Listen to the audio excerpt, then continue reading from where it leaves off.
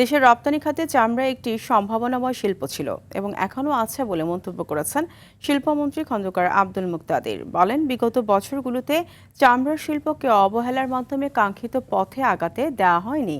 বিকেলে সাভারের হরিণধরা বিসিক শিল্প নগরীর ট্যানারির কেন্দ্রীয় বর্জ্য শোধনাগারে পরিদর্শন শেষে সাংবাদিকদের এসব কথা বলেন তিনি। শিল্পমন্ত্রী আরও বলেন, বাংলাদেশে সারা বছর যে পরিমাণ চামড়া আহরিত হয় তা রপ্তানি করা গেলে $12 বিলিয়ন বৈদেশিক মুদ্রা অর্জন করা সম্ভব।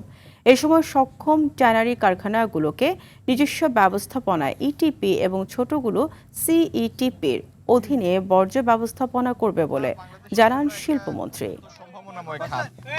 আমাদের বিশেষত বিশেষত আমাদের যে রপ্তানি খাত, সেখানে একটি মাত্র খাত প্রায় 85% মার্কেট যার দখলে, আরএমজি খাত।